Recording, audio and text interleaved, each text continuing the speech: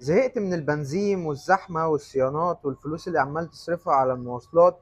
النهاردة معانا سكوتر هيغير يومك بالكامل، السكوتر الكي واي الماكسيموس من شركة كي واي. السكوتر ده فيه مميزات مخفية كتير قوي هعرفك عليها النهاردة.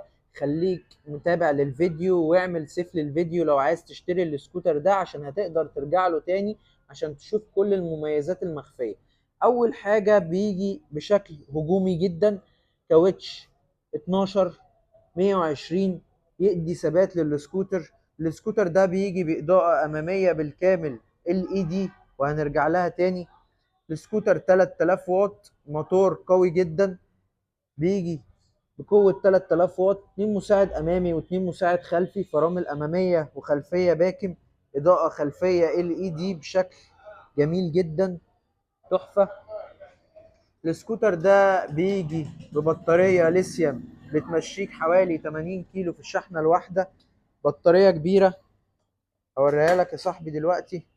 بيجي طبعا بالمرايات بتاعته بالشاحن بتاعه، بطارية كبيرة عليها ضمان سنتين، أول سنة صيانة، أول سنة استبدال، تاني سنة صيانة. الكرسي بتاعه لأول مرة بيجي بمكان للقطنية بكربون فايبر جميل جدا بيديله شكل.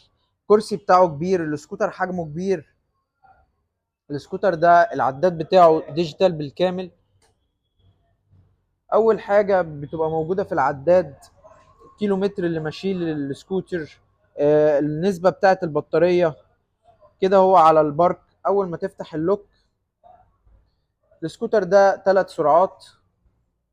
اول سرعه معانا بتجيب لغايه 50، تاني سرعه معانا بتجيب لغايه 65، تالت سرعه معانا بتجيب لغايه 80. 80 فعلي تقدر توصل للسرعه دي وانت مركب شخص تاني وراك.